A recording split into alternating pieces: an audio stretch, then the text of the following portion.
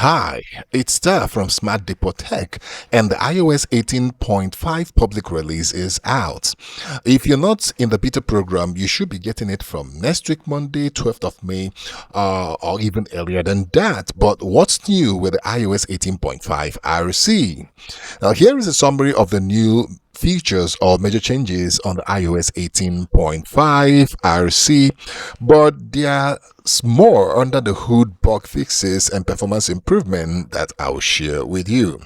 Let's kickstart things with the download size. It's 7.65 gig on my iPhone 16 Pro. If you're in the beta program, you can start checking for updates right now. There will be a welcome screen once you update this, so keep that in the back of your mind. For the things that are new, the build number moved from 22F5068A to the public release number, which is 22F75. So that means the digits are out from it.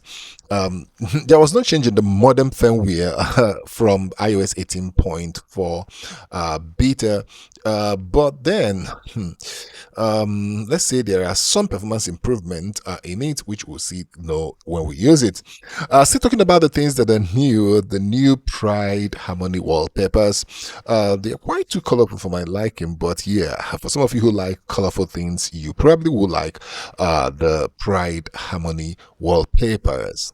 Parents can now receive a notification when the screen time passcode is used on a child's device. Yeah, children nowadays are quite so fast to steal your passcode and can use it to bypass some parental control. So yeah, thank you Apple for having our backs. Now we go into Apple TV. There are some new developments there. Buy with iPhone is now available when purchasing content within the Apple TV on a third-party device. I mean, I wonder, so we can do that before now? Wow. The usual bug fixes culprit, the Apple Vision Pro, is also on the list. Bug fixes on the Apple Vision Pro that makes it to bring up black screen. Apple Vision Pro is not available in my region, as I said before. I may not be able to test that, and of course, I don't have money to buy the Apple Vision Pro. So another reason why you might like, share, subscribe, and share this video. Maybe it's gonna go viral, and one day I'll buy the Apple Vision Pro. Just kidding. There's one interesting thing here. Apple built-in satellite reception features into the hardware of iPhone 14 and newer, but now they are bringing satellite features to all iPhone 13, and this is carrier dependent.